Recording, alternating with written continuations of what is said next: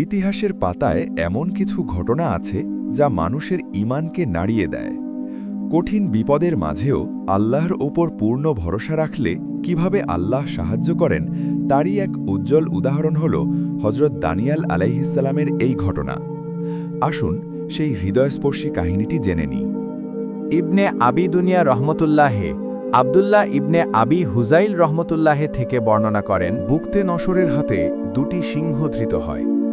সে সিংহ দুটিকে একটি গভীর কূপে নিক্ষেপ করে।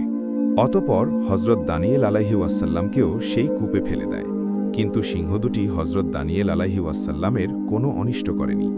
আল্লাহ তাআলার ইচ্ছা হল কিছুদিন দানিয়েল আলাইহি ওয়াসাল্লামকে এই কূপে রাখবেন, সুতরাং তিনি সেখানে নিরাপদেই থাকতে রইলেন।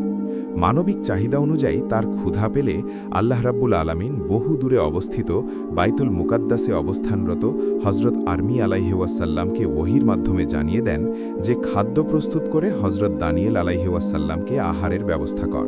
হজরত আরমিয়া আলাইহি ওয়াসাল্লাম আর্জ করলেন, হে পরওয়ারদিগার, আমি বাইতুল মুকাদ্দাসে, আর এখান থেকে কত দূরে অবস্থিত ইরাকের বাবেল শহর, এখান থেকে কিভাবে সেখানে খাদ্য নিয়ে যাব? আল্লাহ তাআলা বললেন, আমি তোমার সেখানে পৌঁছার ব্যবস্থা করব। হজরত আরমিয়া আলাইহি ওয়াসাল্লাম খাদ্য সামগ্রী প্রস্তুত করলেন। আল্লাহ তাআলা তার জন্য এমন এক বাহন পাঠালেন যে বাহন তাকে মুহূর্তের মাঝে সেই কূপের কাছে নিয়ে আসলো।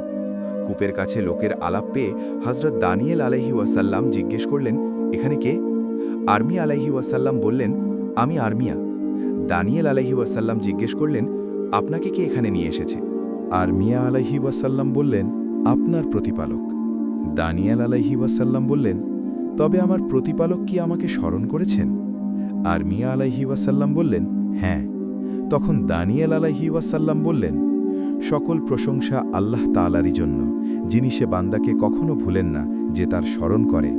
সকল প্রশংসা আল্লাহ তাআলারই জন্য, যিনি আহ্বানকারীর আহ্বানে সাড়া দেন যখন আমাদের পাপের কারণে আমাদের ধারণায় কিছুটা ভ্রম দেখা দিয়েছিল। সকল প্রশংসা আল্লাহ তাআলারই জন্য, যিনি আমাদের সেই মুহূর্তের একমাত্র ভরসাস্থল যখন আমরা সকলের থেকে নিরাশ হয়ে পড়ি। এই ঘটনা আমাদের শেখায়, ক্ষমতা, অস্ত্র বা বাহিনী নয়, প্রকৃত নিরাপত্তা আসে আল্লাহর ওপর অটল বিশ্বাস থেকে। হজরত দানিয়াল আলাইহিসসালামের মতো যারা আল্লাহর উপর ভরসা রাখে, আল্লাহ তাদের জন্য অসম্ভবকেও সম্ভব করে দেন।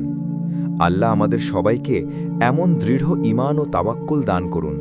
আমিন।